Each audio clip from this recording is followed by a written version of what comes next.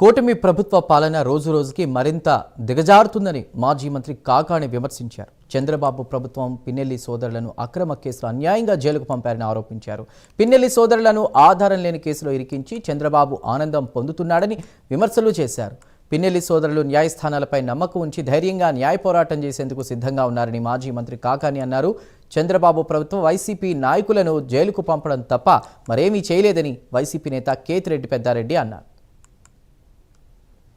కృష్ణారెడ్డి గారితో మాట్లాడాం. రామకృష్ణారెడ్డి గారి మీద గతంలో మనం మాట్లాడుకున్నట్టుగానే అనేక సందర్భాల్లో మేము చెప్పినట్లుగానే అన్యాయంగా ఒక అక్రమమైనటువంటి కేసులో ఇరికించి ఈరోజు చంద్రబాబు ఆనందం పొందేటువంటి పరిస్థితి. ఎందుకంటే ఓ దుర్మార్గమైనటువంటి సంబంధం లేనటువంటి ఆధారాలు లేనటువంటి ఒక కేసులో ఇరికించి దానికి సంబంధించి పోలీసులు అనేక రకాలైనటువంటి సాక్ష్యాలు సృష్టించి దానిలో ఈయన భాగస్వామి ఉన్నాడు అని చెప్పి కోర్టులను నమ్మించి ఈరోజు జైలుకి పంపించడం జరిగింది. ఇది దారుణమైనటువంటి పరిస్థితి. కాబట్టి ఈరోజు కలిసి మాట్లాడినటువంటి సందర్భంలో రామకృష్ణారెడ్డి కానీ వాళ్ళ తమ్ముడు వెంకటరామరెడ్డి గారు కానీ ఆరోగ్యంగా ఉన్నారు, ధైర్యంగా ఉన్నారు. ఈ కేసుల్ని మేము ధైర్యంగా ఎదుర్కొంటాం. న్యాయస్థానాల మీద మాకు నమ్మకం ఉంది. న్యాయస్థానాల్లో పోరాటం చేస్తాం. న్యాయ పోరాటం చేసినా సరే ఈ కేసులో దీనిలో విజయం సాధిస్తామనేటువంటి నమ్మకం, విశ్వాసం, ధీమాతో వాళ్ళు ఉండడం జరిగింది. రాజకీయంగా ఎదుర్కోలేక పోలీస్ కేసులు బనాయించి దాని ద్వారా భయపెట్టాలనేటువంటి ఓ దుర్మార్గమైనటువంటి ఆలోచన. ఫ్లెక్స్ కడితే పోలీస్ కేసు, లేదు ఎవడన్నా ప్రెస్ మీట్ పెడితే పోలీస్ కేసు.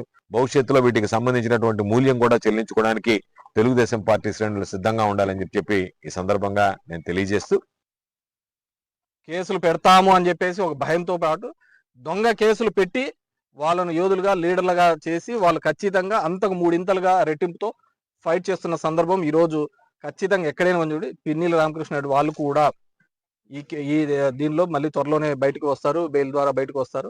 ఈ ఎన్ని రోజులు పెడతాము ఏంది అనేది కాదు, వి గాట్ ఇమ్యూనిటీ. దీనికంతా భయపడే కాలాలు పోయినాయి. ఇప్పటికైనా కానీ ఈ ప్రభుత్వం ఈ దశగా అడుగులు వేయడం మానుకోవాలి. అందరూ అనుకుంటా ఉండొచ్చు మళ్ళీ నెక్స్ట్ ప్రభుత్వం వస్తే ఇట్లాగే దొంగ కేసులు కడతాది, అంతకు మించి ఉంటుంది. జగన్మోహన్ రెడ్డి యొక్క 2.0 అనేది ఆ భయం అంటే ఏ విధంగా అక్రమాలు చేయడానికి మళ్ళీ భవిష్యత్తులో భయపడే విధంగా ఉంటుంది. కాబట్టి ఖచ్చితంగా ఆలోచించుకోండి. ఉద్యోగస్తులు, ఆఫీసర్లు అందరినీ కోరుకోవడం, మీకేదో పైన ప్రెషర్ ఉంది, కేవలం ఒక 4 నెలలు లోపల పెట్టండి, వాళ్ళు సాటిస్ఫై అవుతారు అనే పద్ధతిలో కేసులు కట్టుకుంటూ పోతే ఇది ఖచ్చితంగా మీకే ఎదుర్కొంటుంది. ఎందుకంటే we're seeing n number of officers. ఈరోజు చాలా మంది ఆఫీసర్స్ పోస్టింగ్ లేకుండా ఏ విధంగా ఇబ్బంది పెట్టి వాళ్ళ మీద క్రిమినల్ కేసులు కూడా కడుతున్నారు. సో ఇది ఖచ్చితంగా మనం చేసిన ఏదైనా ఉంటే అది మళ్ళీ కూడా బౌన్స్ బ్యాక్ అయ్యే ప్రమాదం ఉంటుంది. కాబట్టి డెఫినెట్ గా ఏదైతే కరెక్ట్ గా ఉంటుందో ఆ పద్ధతిలో పోవాల్సిందిగా మీ అందరినీ కూడా ఇక్కడ ఈ సందర్భంలో కోరుతున్నాము.